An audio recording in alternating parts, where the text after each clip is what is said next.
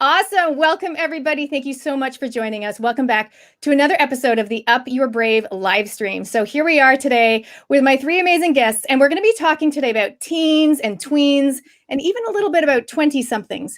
And it's all about empowering them during times of challenge and just during life in general. So if you haven't seen the show before, it's really aimed towards raising the state of resilience, health, and happiness, not just here in New Zealand, but on a global level. And what I do as the go-to girl is I bring in awesome guests with insights and tips to share with you. Also acknowledging we've got tons of knowledge in the room. So if you're watching live or watching the replay, please do go ahead, add your tips in, add your comments and questions. Let's go to my guests. Yay! Hello, everybody. Hello. Kia ora. Today, you guys, we've got Ellie from Make Way and the Big Sister Project. We've got Amanda Betts from the Heart Speak Worldwide and Terry Skeens, who had his birthday this week. Hey, guys. Hello. So good to have you here. Okay, so the way that we roll. Same here, Terry. All right. The way that we roll is I'm going to give a little intro on each of you. So I'll go to Ellie first, do a little bit of intro, and then I'm going to go for tip number one.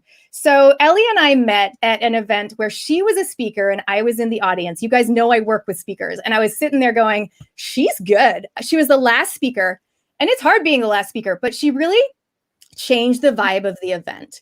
And I loved her calm and clear approach. I love the fact that she was young, but still also so wise. And I'm super excited to have her here as a guest today. So let me read a little bit about Ellie to you.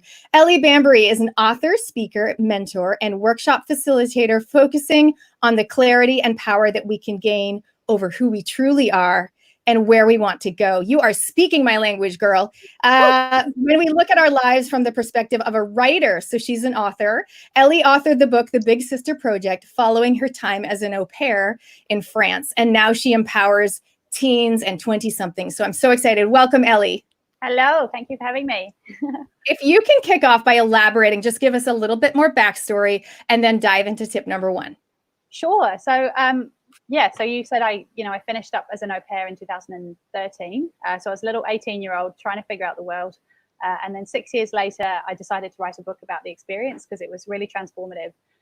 And during that time when I was writing the book, I had, it was one of the most difficult years for me personally. I had a lot of issues going on, and it really challenged me to be more creative and focus on what I was trying to achieve. And during that process, because I was writing my own story, I figured out a whole load of new things about myself. And I just thought to myself, I'm learning a lot here just from rereading my own story. And when it was, being edited, I was like, gosh, what am I trying to say here? Who am I? Who is this girl? And I thought to myself, I'm learning a lot through this writing process, and I'm rediscovering what I learned as an au pair. So why not kind of mash that together and create something where I can use those tools and tips and, give them to younger people. So, 16-year-olds plus, and just help them figure out their next steps so they can really look at themselves on a deeper level and figure out where to go next, because there's so many opportunities these days. Yeah, and a lot of people don't know where they're going, and sometimes the message is that's actually okay. So if you can take us, I'll just say hi to the people in the live stream. We've got Tracy joining us again. Thank you, Tracy. Good to see you on a regular basis. If you're joining, just let us know in the chats where you are geographically joining from. It's always interesting. Hey, Amy, good to see you. All right, Ellie, let's go to tip number one.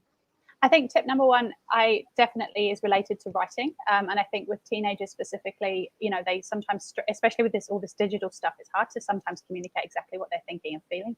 And in terms of empowerment, I definitely recommend if you notice that your teenager or your young 20-something is kind of struggling to express themselves effectively, encourage them to write and journal. And if they're really not into that, usually asking like a guided question, like, what did you feel when this specific thing happened today?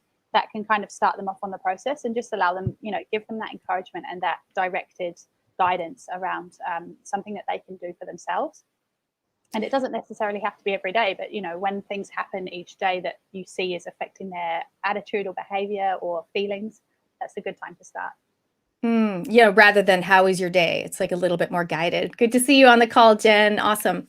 Very cool. Thank you so much, Ellie. All right, we're going to go to Amanda. So those of you that have followed me for a while, and my business has been going for 8 years, and along the journey, I've done some pretty cool things, but Amanda and I have done a lot together. We did a series of Facebook Lives a couple years ago. We did an Up Your Brave workshop.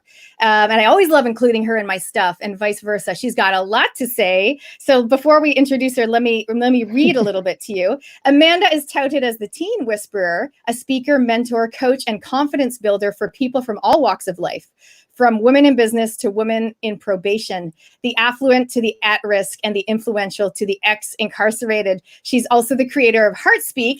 Thank you very much if you noticed my jacket and you're loving it. This is one of her creations. Well, we made it together. A platform that takes mostly pre-loved clothing and upcycles it to keep it or gift it or to sell. They raise money and visibility for awareness, people and charities and projects. Very exciting. Awesome to have you here, Amanda. Welcome. Thank you so much, everyone. All right, give us a little bit more backstory. Okay. Oh, we've had I'll Cara joining us from San Francisco. Cara is here from San Francisco. So give us a little bit more backstory and then diving into your first tip. Okay, cool. So obviously I've got a really, really big story. So I come from a very adverse, diverse and traumatic background. And long story short, I actually got into modeling. So it was like my grandmother who saved my life. I got into modeling, and then I became a model agent, and I started my own agency from scratch. And of course, dealing with thousands upon thousands of not only teens, but also their parents and support people on their purpose, career-driven journey. And then I was helping the beauty privileged, I guess, in a lot of ways, and building people all around the world. And that goes with everything that comes with that kind of journey as well. All the drugs, the alcohol, the sex, the choices, the trauma that they've had, etc. Until eventually I decided to go out on my own and help kids like me that come from backgrounds like I had. And so now what I do is actually help ex-incarcerated young people and women on probation help themselves. So you'll often find me in court. I'm a mentor, an engagement expert, because we can't educate them or help them help themselves until we engage. Now I deal with thousands of young people through the court systems, with the police, and on that journey into turning their lives around. So financing that is always a difficult thing. I work with orang tamariki and care and protection and baby prisons, I guess, young people before they go to prison. But I've also done work extensively through Auckland Women's Prison as well. I did a 10-week youth development course. And so now I do HeartSpeak Worldwide to finance me to, excuse me, help those young people, get back on their tracks, to create and attract and nurture opportunity. And half of it is about getting their stories out in an authentic way, because quite often a lot of young people, while they've got all the social media to use their voices, they can't tell their stories about what's really kind of going on for them. So that's really what I do with HeartSpeak Worldwide as a mentor and coach. And I work with women as well around the world, mentoring and coaching them, and the part of their proceeds goes to enabling us to help these young people help themselves. Yeah, such a cool model. So my top tips. Thank you. It's been a very difficult and challenging one, but it's an amazing, amazing one, because we actually have a lot of success stories, under our belts. Like, say, for example, I clear a lot of young people's names when they get into the court system. So a lot of my tips today are going to be based around the really challenging and the shadow work of teenagers, because that's one of the most difficult things. And a lot of adults don't actually know how to deal with their teenagers while they're in their shadows, while they're shut down. They won't communicate, like I heard one of your guests last week talking about journaling and the power of journaling. Yes, it's a wonderful, powerful thing, but a lot of teenagers, will give you the fingers and they just want to go into their room and game or socialize with their friends on social media, etc.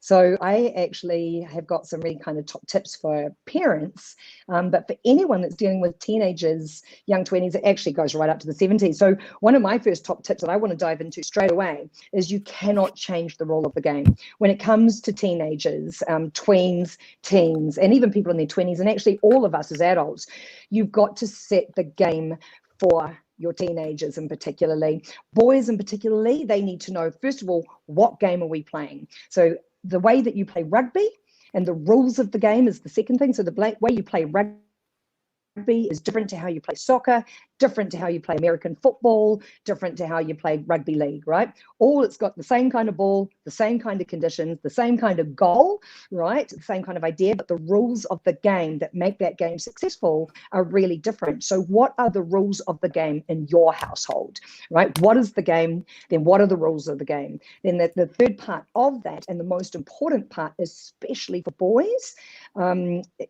girls absolutely as well, but especially for boys, if you have young boys, is they need to know what the consequences are if the rules get broken.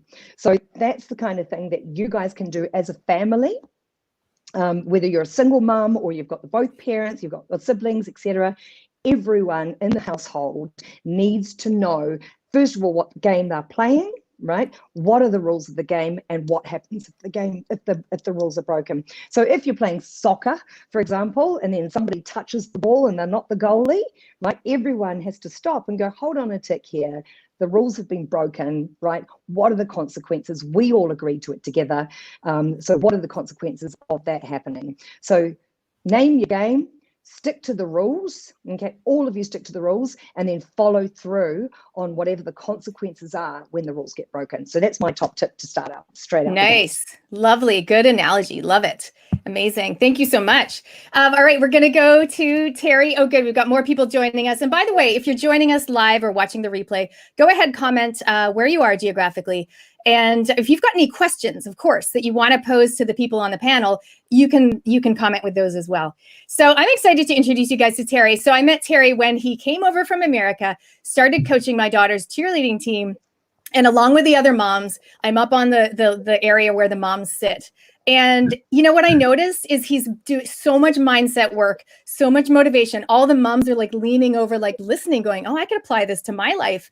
And so, you know me, I can pick an amazing speaker from a mile away. And the first thing I ever said to Terry at a cheer comp, I went up to him and I was like, "Have you thought about being a motivational speaker?" He was like, "Actually, I have." And I was like, "You could write a book. I could help you put it together." Like literally a motivational, inspirational book for possibly athletes or cheerleaders specifically. And cheerleading is very topical, as you guys know, because of that cheer show. So I'm excited to hear Terry's thoughts. Here's a little bit more background. Terry Skeens is a coach, mentor, speaker from the United States. Terry has 20 years of experience coaching and mentoring teenage athletes and helping them prepare for the biggest moments in their life.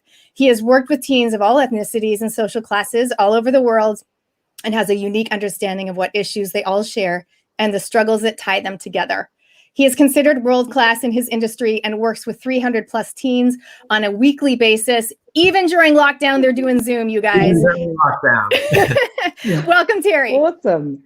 Yeah, thank you so much.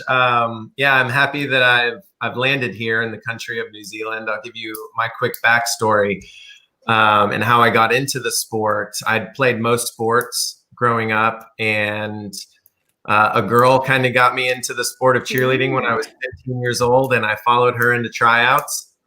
And that became, it was something that I did because I enjoyed it when I was in university, and it was something that you could work 20 hours a week and then still have a full-time schedule. And I actually went to school and got a biology degree, which I never used because by the time I was done with school, I loved working with kids so much.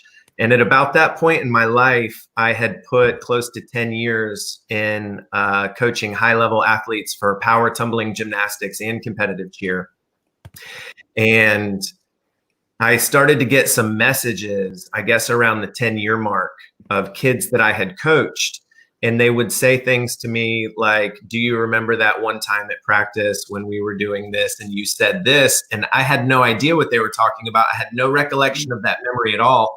But I realized how much it stuck out to them in their life, and that was something that they'd been carrying with them for 10 years. And that was when it really kind of became a turning point for me to just being a good coach that's trying to win all the time and be successful to, well, you really have a big responsibility here with these kids, and they're hanging on your every word, even the ones that you don't realize are coming out of your mouth. So being backstage with them in those high stress moments right before they're about to take the mat, that's where I kind of honed motivational speaking skills, was behind the curtain. And it kind of stood out. And then people started just asking me to speak. And that's how cheerleading kind of led me to where we are today, and led me to this podcast, and led me to being friends with you guys.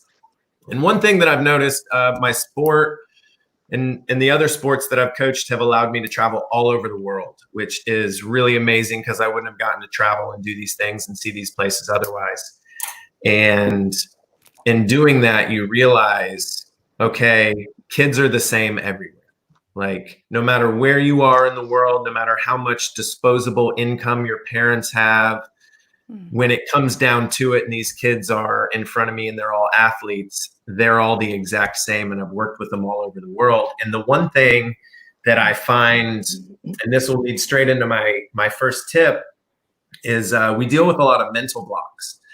And we deal with a lot of athletes who are performing high-level skills under high-level circumstances. And it's very, very, very high stress if you've ever been into any of those. And it's the same with all sports. But in those high-stress moments where you're asking the most of your body physically and the most of your brain mentally, and then at the same time, you have to curb that anxiety, and you have to relax, and you have to slow your breathing. So to kind of help with that, I developed with my athletes what's called a compliment box. And I encourage everybody that struggles with any sort of maybe issues with affirmation, or maybe issues with just any kind of self-esteem or confidence in general, which is something that I think everybody shares, teens, tweens, and even going on up from there. So one thing that I like to encourage is creating a compliment box. And I started this with just my athletes about athletic things, but then we started carrying it over to where it got a little more detailed. And it's something that's private. You don't have to share it with anybody but yourself.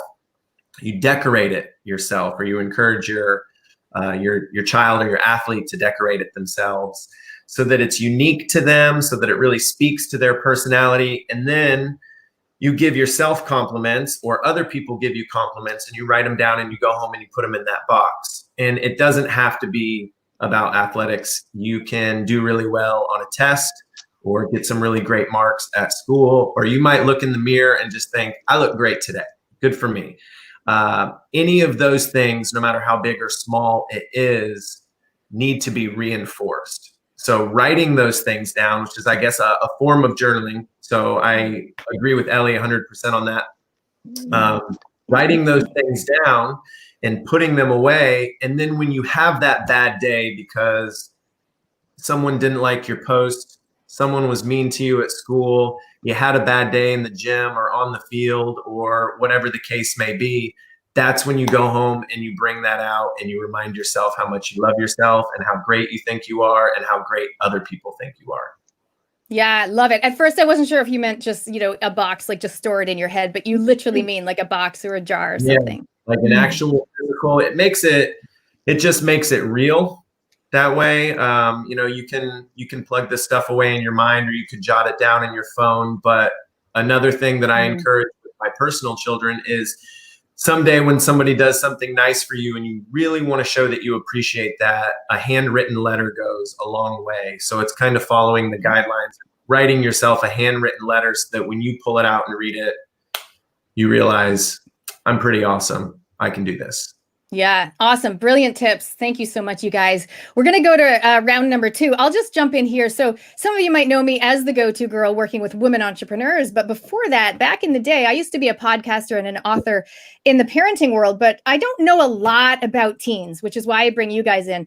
But I do know a little bit, because I also was a camp counselor and an Outward Bound instructor here in New Zealand. And I loved working with, young people. We had this course called Mind, Body, Soul. And it's quite tragic, actually, during lockdown. A lot of these places are really getting financially strapped. It's really tricky. So one of the things I love about Outward Bound is, I think, like, if every teen or every person in New Zealand could do an Outward Bound course, I really think it would shift the culture and be positive. So yeah, that's amazing. But what that's taught me, and on my journey, this is my tip. One of my tips I've got is something that I say quite a lot, which is complaining is a lame excuse for not saying what you want. Let me unpack that for you.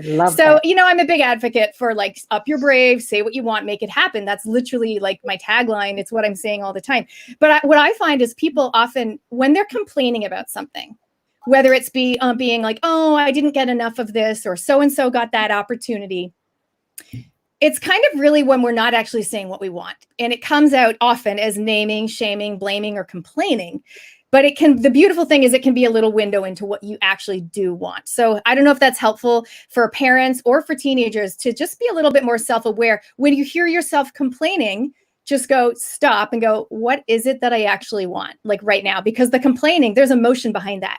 And it can be either a gift to showcase what you do want, or it can be a negative. It can just create a negative environment. So if you do catch yourself or your teen complaining, so if you catch your teen complaining, just say, hey, what is it that you want? And those words, what do you want, are magic for any relationship. If you guys watched my earlier episode this week, the topic was keeping the love alive.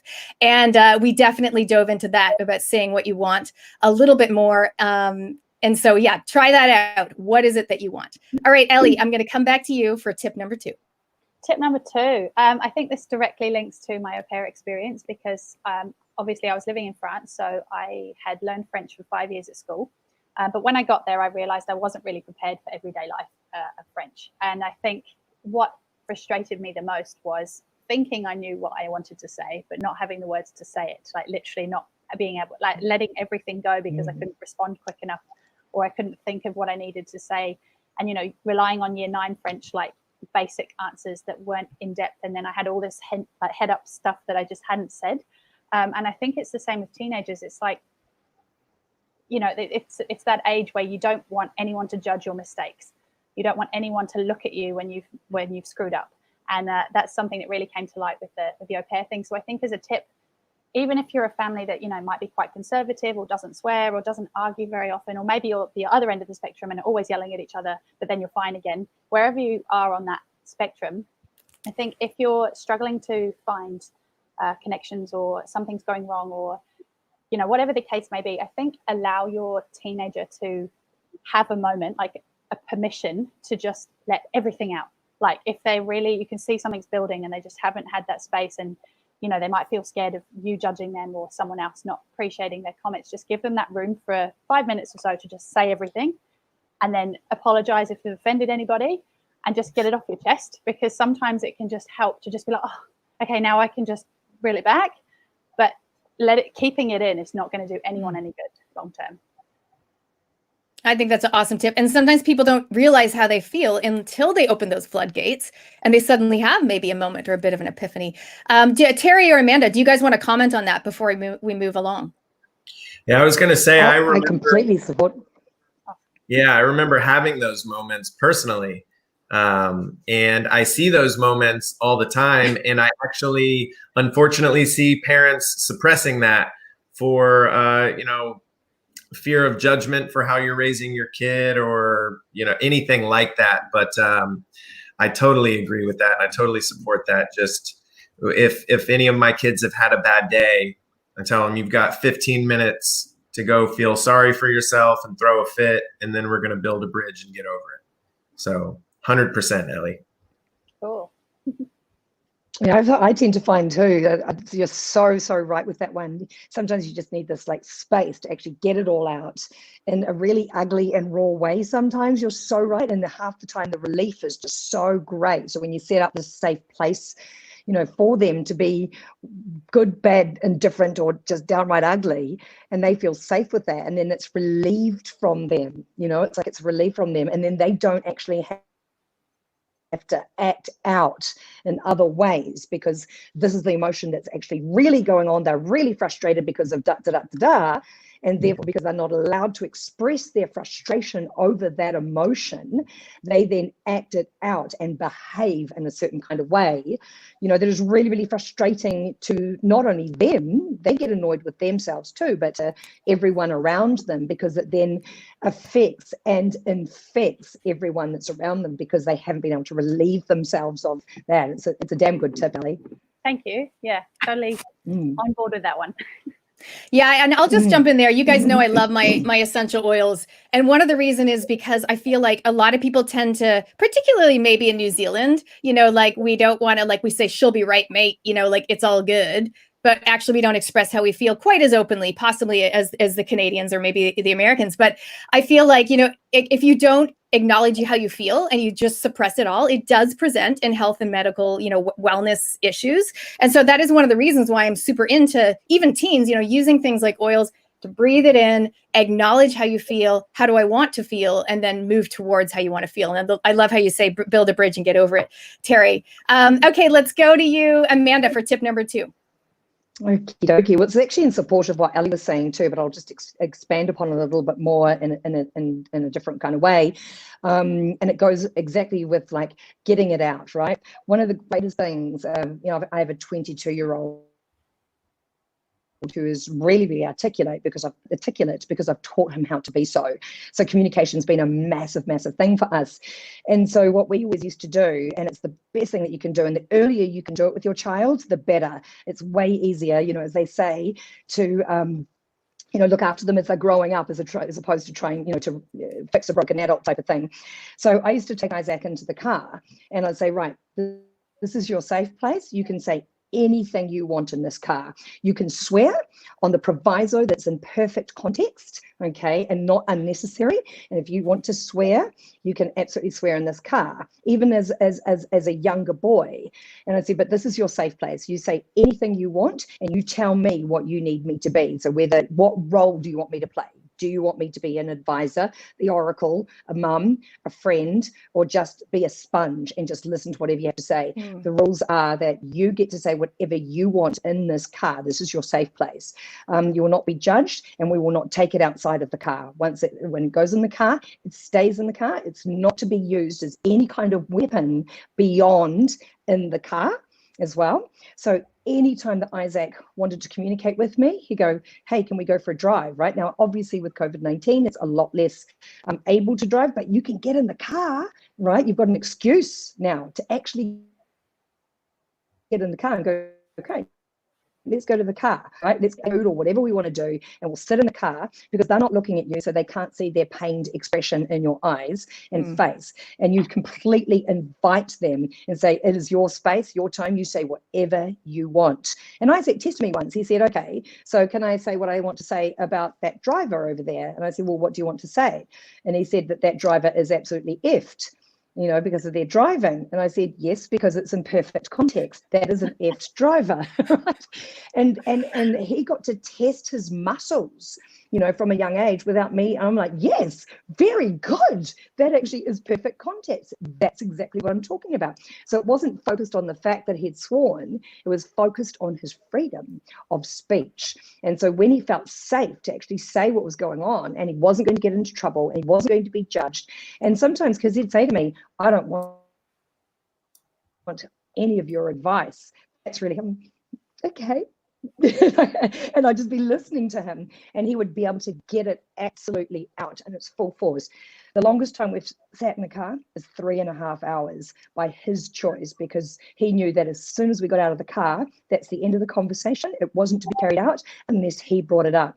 So when you can do that, as well as asking them, what role do you want me to play right now? Do you want me just to be a listener? Do you want me to be the observer? Do you want me to give you advice? What role do you want me to play? If you just want me to be a mate, then I can be a mate, but you've got to stick again to the rules of the game in support of you know, one of my top tips, number 1, whatever the rules are. So that's another a part of the game that you guys are playing together. And when they get to make up those rules together and they get to stretch their muscles without getting into trouble and with fear of judgment or how it's going to make you feel. So we have discussed things that mothers and sons should not be discussing because of the safety of the car. So, and especially with COVID-19, it's a great excuse because you can't actually drive out. I used to say it was great to take him in the car because then I could drive 100 k's an hour and he couldn't get out of my, couldn't get away from me. But because he'd set the rules, like we'd set the rules and the conditions of the game together, and I stuck to them. And if I didn't stick to them, then the consequences for me was that it would breach the trust. So I'd say, I can't breach your trust. You know, like you need to feel safe around me. Everything in life is about us feeling safe to communicate our truth, our authenticity, what we're really feeling. And quite often, because in a lot of cases, when you set it up like that, sometimes what they say is not actually what's happening because it's a behavior versus what is actually going on for them. So they're not necessarily able to articulate it. But if you can kind of invite them to flex their muscles within the car and they feel completely safe being whatever they need to be, knowing that you have to stick to the rules as the adult, they've got control of the game. And it gives them a lot of power and it empowers you to get that much closer to your team. Yay. I'm so happy you mentioned that because obviously I know that tip from you and I'm so pleased that you brought it in. A little bit glitchy on the connection, but we totally caught everything you said, which is so, so valuable. I think also, you know, those of us with more than one child, you know, I think we can still do this. We can still just even literally go sit in the driveway in the car. Or obviously, if there's another parent home or the kids are old enough, you can take that one kid out for a drive. So such a valuable tip. All right, we'll go to you, Terry, for your next tip. My next tip is success without fulfillment is the ultimate failure. I have come across countless numbers of kids that are right in that critical stage where they're trying to figure out, I'm finishing this portion of my life and I'm moving on to this portion of my life and I'm this close to being an adult. And I'm trying to figure out where I want to go to university and what I want to be when I grow up and what kind of trait, you know, all of those questions that go along with that transition period from becoming a teenager to actually becoming an adult and helping kids through that, watching them struggle through that. So I would say you have to find your sorry, I got a little bit of an echo there. You have to find what fulfills and what makes you happy and what makes you happy and you feel special, what makes you feel special, what makes you feel important, and seek that. And let that be the thing that yield some of the things that society should do or what you should be or what you should be. Okay, hang on, sorry. It's Amanda, did you do something? Because it's changed. It's the connection. All right. I'll try again. There we go. Check. Okay, Terry. Sorry, I lost all of that. I'm so sorry. No, that's okay. Just don't change anything. We're good. don't change anything. Okay, Terry, carry on. I couldn't hear Terry, so I all of a sudden was just freaking out because I couldn't hear a thing. Can you guys hear me okay? Yeah, we're good now. Okay, back to you, Terry. Go ahead. Okay. Yeah, sorry, the echo distracted me a little bit. But in that crossover period where you're trying to figure out what's next for me in becoming an adult, seeking the things that fulfill you from the inside. And like I said, I thought I wanted to be a doctor. I thought that I wanted to go to school and this is how it was going to go. And I went and I got a biology degree. And then when I finished with my degree, I kind of looked around at everything and thought, I'm in the wrong spot. Like I'm in the right spot in the industry that I'm in, and I don't want to leave this. And then the thing is, when you go to medical school, it's basically a full-time thing. So I'd actually been accepted in, and I had to make a choice. Like, do I want to leave my coaching career behind to pursue this thing that I thought was what I wanted? Because when people told me when I was little, be a doctor, be a lawyer, be a this and be a that, And I thought, okay, well, let me choose a profession that's respected. Let me choose a profession that I can make a lot of money in, and choose a profession that will afford me these things in life that I think I want. But really, your profession, if that doesn't make you happy, then that's going to be a huge void in your life. And I think we see that in a lot of adults every single day, that they're just unhappy because they're unhappy in what they do. Maybe they're happy with what they make, but they're not happy in what they do. So that's why I chose to create a full-time position in the sport that I'm in, the industry that I'm in, and actually made a career out of it. And I wake up every single day and I have that sense of fulfillment, and I don't have a Porsche in my driveway, but I'm okay with that. I sought out that thing that fulfilled me. And, when you get letters and mentions at weddings, just little things like that, that's when I'll look back on my life and know that I did the right thing.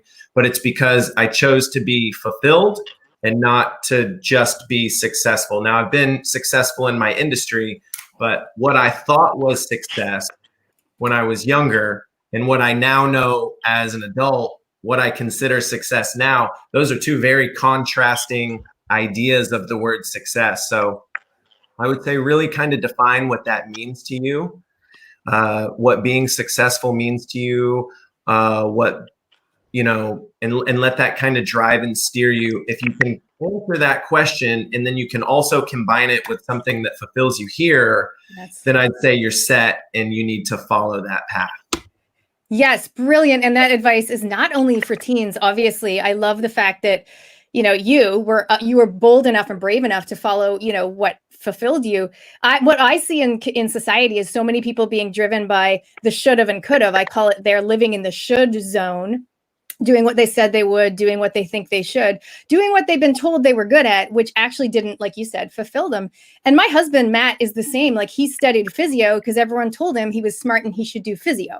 But when he got there, he's like, really looked around. Is this all there is? So you need to be bold enough and up your brave sometimes to change path. And I know this speaks a lot to the work that Ellie does, because she actually helps teens that are at that pivotal stage when everyone's in their ear going, you should do this, you should do that, or what are you doing with your life? And they're feeling that pressure. And it is hard for people to know what path to take. But I think to be brave enough to change path, because life doesn't make sense often when we are looking forward, but when you look back, it leads to where you are now. So Ellie and Amanda, any comment on what Terry said before we go to the what's cool about you round? Sorry, you go first, Ellie. Oh, okay. I was going to say, because I was one of the few people that I know that did a degree based on something I wanted to do, and knew what my end goal was, and it was in film directing and writing. And eventually, long term, it would be a nice thing to do. But at the beginning of it, I thought to myself, I had that pressure on my shoulders of, oh, well, I'm going to be a film director. I'm going to walk out and direct films. But then throughout that process of that 3-year degree, I thought to myself, actually, there are so many other things now that I've pulled away from this degree that I'm still using now and still implementing. So I think also if teenagers are stuck not stuck, but in a situation where they're already in the middle of something and it's not necessarily, they change the end goal and they might not necessarily want to be a film director or whatever it is, look at what else you can draw from that and encourage them to look at the other skills that they're getting along the way, because they will be invaluable and it's not time wasted. Yes, there might be a bit of money lost, but in the big scheme of things, everything's a learning curve. So I think if you can encourage them to just look at whatever experience they're having as, okay, it might not be leading to the pathway that you thought it was, but what are you getting out of it? Because this might actually is showing you what you don't want and you can still take stuff away from that. Totally. Awesome. Amanda, did you want to chime in? Absolutely. No, it's so true. I did a Facebook Live with my son the other day, who's 22, and he said exactly the same thing to support both of those two tips as well. He said, there's so much focus that, about the end goal, where you should end up and what you should end up doing. And there's two things. Like, first of all, he was absolutely sure he wanted to be an architect. And that last year of school was just, quite hideous for him, because it was the realization that it was finishing school. What are you going to do next, mate? And we went to the careers evening and he said, there you go. So I'm going to go to architect school. And we went in there and I came out with him and I went, mate, you're no sooner ready to be an architect architect than you are to fly to the bloody moon. Like, why are you focusing on being an architect? Like, where is that coming from? What part of architecture do you love? Because I've got one of the top architects in the country and you haven't been interested in meeting him. So you're not passionate about architecture at all. So what is it you're actually passionate about? And it transpires he's actually studying tech art. He's a game artist, and he absolutely loves it. Now, this is not a kid that's been a crazy gamer, but he obviously has loved his games. And he said in the thing the other day, when I just said to him, look, I don't know what you're panicking about. Like, you're not going to die if you end up going, finishing school and not going in a certain kind of direction, right? You're not going to die. The chances are really, really slim. So just be cool with it. If you want to take a year off, take a year off. If you want to go to university, go to university. He went ski training for a whole year because he is the next ski race champion, New Zealand ski race champion under 18 at 16 years old. And he said the other day, it was so amazing. And it totally supports exactly what Terry and Ellie are saying as well. And he just said so simply this. He said, when it comes to our purpose and our end goal or where we want to end up being, sometimes you don't need to know the direction to go in a direction. He said, sometimes just start taking steps. And I did writing when I was 22. I was sent on a creative writing course, and I thought I'd always want to be a writer, but I'm not a writer, but I write and I get paid for it. I get paid to write. It's just not in the form that I thought it was going to be. And in support of what you were saying, Ellie, sometimes what we do is what we're meant to do at that time, to lead us to a place in the future that we can't even imagine right now. Totally. And I think that's a really important thing for us as parents to say to our kids. You don't need to know the goal and be in the perfect job or go in the direction, as the ski race champion. Just take steps in a direction that feels right for you right now. Don't worry about whether that's going to pay the bills and you're going to get a wife or a husband or whatever in the future and be able to support your kids. Who cares? You're not there at this stage. And so many throws of the dice are going to come along between now and your end goal. So at the moment, just go with your gut. What feels right for you? And he completely changed direction and took that year off, and he worked and he skied and he did all those things and realized, hey, I don't want to be a ski race champion at all. I've got my thing. I achieved something in skiing, and now I get joy out of skiing, but to make a living out of skiing is actually not going to be my thing. And hey, presto, we got the happiest guy on the planet, albeit, stretched and pushed and, lots of sacrifices, etc. But now he's doing what he absolutely loves. And I just keep saying to him, stop worrying about the future. Let some of it unfold, because there are things that are going to happen that you have no idea about right now. And I think we really need to hone that message in on both our kids for when they're going into the next class. They're not doing the right amount of schoolwork right now. I should be doing more work. Forget it. Shoulda, woulda, coulda. Forget it. It's exactly what you say. That shoulda, woulda, coulda. Right now, we're in COVID-19. We are where we are. Let's just be cool, be calm, and just go with it. You're not going to die. You're not going to die, mate. Yeah, such good advice. Like you said, for the parents, are you listening? And also for the teens. I'll just read some of the comments we've got coming in. We've got Diane Sorrell. She was a previous guest on my Staying Well episode. She says, I can really relate to all the speakers today, as I've been through all those situations myself. Good tips on moving forward with kids, as everything is enhanced right now. Sarah Valentine, I wish I had this advice and mentorship when I was young. That's why you guys, if you can get, I know kids aren't totally on Facebook, they're on Instagram and Snapchat, but if you can tag or get your kid to watch this, please go ahead. We've got Delfina watching us from Argentina. And Tracy says, every step and every brick forms your foundation for the future. Wise words. Thank you, Tracy. Awesome. All right, you guys, we're going to go to our next round, which I recently added. I'm excited about it. It's called What's Cool About You? And this is where we get to learn just a cool thing about our guests. It's something they've done, a talent they have. So we're going to go around, starting with Ellie again. What's cool about you, Ellie, and how can people connect with you online? Okay, so this is a story that I actually shared on Nat's membership page as well, and I thought I'd share it again because it's very much in tune with this message. So A couple of years ago, I went to the Philippines with a bunch of friends, and we were dancing, doing like a dance fitness tour of the Philippines. And we had the most amazing time, swam with sharks, dived off of platforms into lagoons and stuff. And then at the end of the holiday, I got really, really sick and ended up in hospital there. And I'm a complete needle phobe, or I was, to the point of panic attacks and screaming and stuff, like terrible. And I had to get a drip in my hand and blood tests and temperature checks.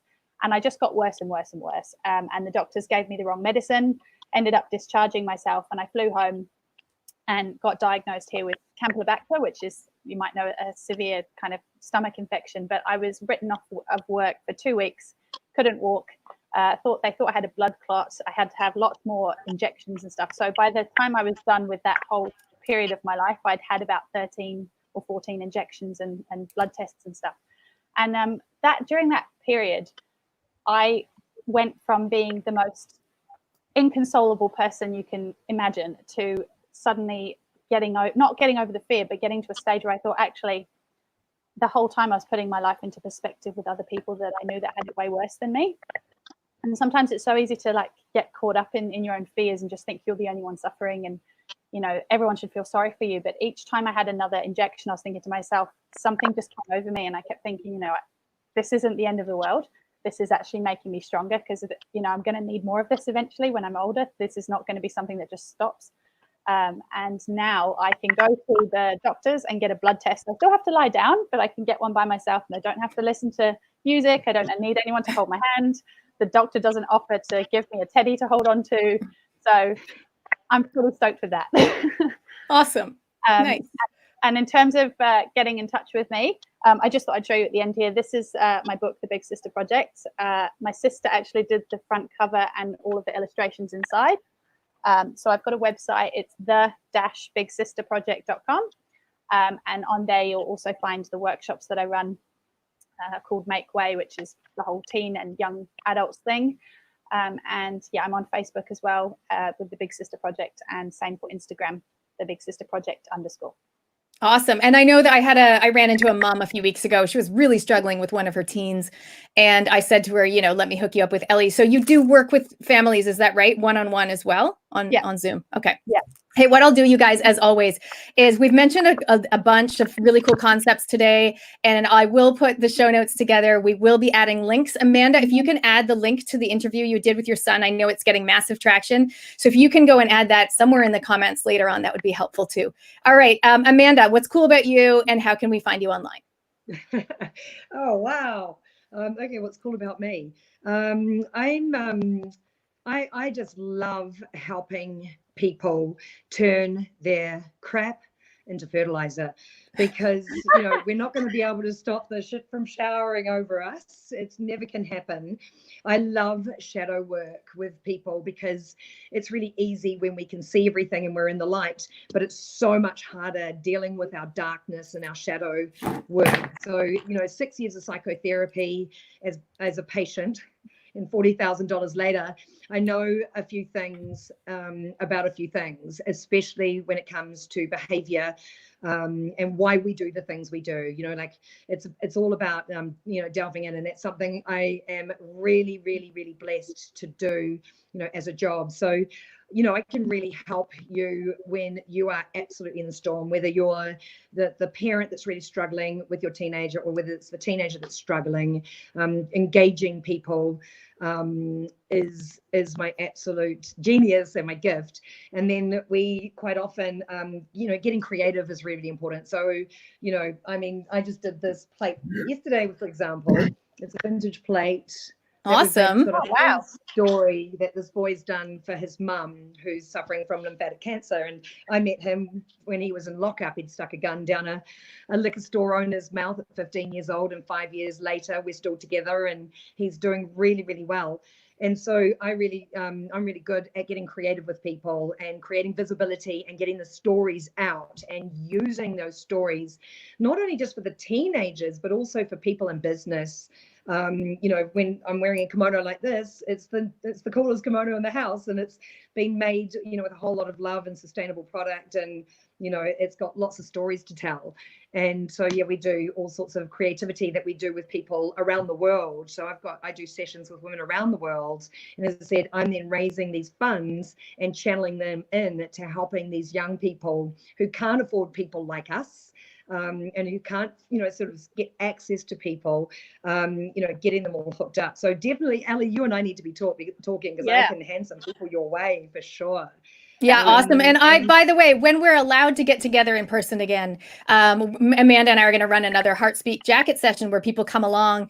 We usually do it at my place and make their jackets. So when we're allowed, that will happen. Okay, where can people find you online? Just the easiest way is at the moment I haven't been doing any posting on Facebook or Instagram, but I do very much on my Insta stories and Facebook stories. So you can either find me under Amanda Betts Public Figure, which I really want to encourage any of you guys, if any of you guys have got anything from this, go and do us all a favor, because we're all here serving the world, you know, sharing our information, knowledge and experiences. Go like all of our pages, go engage and comment on this particular live stream through Nat's page. You know, it doesn't we've got all the time in the world at the moment. Just go do a favor and help with the algorithms. Tag some friends there so that we can all share our messages a lot more. So go like our pages, go past comment, say what you loved. It's really, really good for us to know what lands for you, so that we can keep giving you information that's going to help you from our experiences and hooking people up and networking together. So find me on Amanda Betts Public Figure, Heartspeak Worldwide via Facebook or Instagram, and also Amanda Betts Personal. But you know, don't friend me, just go like me and follow my stuff and connect with me like that. You know, like awesome. I don't know you. You know, so I just think, you know, share the love, spread the love. I love it. Yeah, and comment and tag any friends that might be keen to listen to this episode. And share the messaging. Right. Share the messaging. Awesome.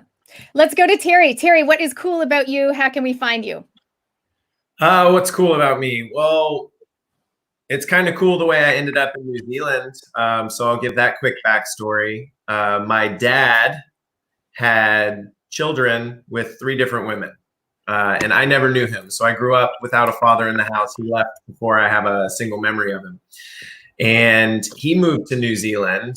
And I don't know, it must have been mid 80s when he moved here and started a Kiwi family out here. So I always knew that New Zealand was kind of where Dad was, even though I didn't know who he was. So fast forward through all of the stuff we were talking about, my life, these twists and turns, and we're struggling with fulfillment. And then my wife and I, we get to a spot. I'm married. We have 3 small children. We own a really nice home. We drive nice cars. We own our own sports facility, and we just weren't happy. So we were just kind of consumed with the stress of life at the moment. And we had batted around the idea of moving internationally as a joke for about 3 years. We came to meet my family in New Zealand in 2013 and spent about 3 weeks here. So we would kind of bat it around as a joke after that. And then I remember coming home one night and just saying, all of our leases, all of our contracts were due to re-up. So we were about to have to be in another 3 to 5 year commitment with everything that we were doing. But what really, we were going to have to be in a 3 to 5 year commitment with the amount of stress that we had in our lives at the moment. So I remember coming home and standing in the kitchen and saying, I can't do this here anymore. I can't do it in this setting. I'm from Jacksonville, Florida. So that's where we were at the time. And then we said, okay, we're not going to do this anymore. What now? And I sent out my resume and I sent it to a gym here in New Zealand, a large, very successful gym here in New Zealand. And she called me back right away and kind of got the ball rolling. And what started as a joke and an idea has now turned into an international move. And I'm so blessed to be here during the COVID crisis. I wish I could take Jacinda back with me someday to replace the orange guy. And, you know, I feel very blessed to be in the country. We've been shown nothing but love and support and positivity since we've been here. So we're we're absolutely infatuated with the culture. And that's how I wound up in New Zealand with 3 kids. That is cool. That's why I love this That's round. I cool. always learn something new. I didn't know about the dad backstory there. And what an international group we have today, because if you didn't notice, Ellie also has an accent. That's awesome. Thanks so much, you guys. Amazing to have you. So what's cool about me, is that I was the go-to girl before I was the go-to girl, even when I went to university and I would come home in the holidays. So if you guys don't know, my parents are Kiwis, actually. My mom and dad, Whakatane, my mom, Dunedin, my dad. And my dad moved to Canada to do 5 years of surgical training. He's an orthopedic surgeon for 5 years. They stayed for 35 years. And while they were there, they had 3 beautiful children. And I am the middle child. So I am actually Kaniwi, a Canadian Kiwi. But where I'm going with this story is when I came back from university, I would organize these reunions, like neighborhood reunions from my friends from Bennington Heights, like from year 5, year 6. I would get my mates together. And then when I went to university, I'd come back and I'd organize like university reunions. And so I've been bringing people together and obsessed with connecting people, whatever, since I was like 15 years old. So there you go. That's what's cool about me. So I'm going to say thank you so much to the guests, and then I'm going to tell you guys what's coming up on the show. So thank you guys so much for joining us. Stay where you are. I'm just going to shimmy you off to the side. Like this.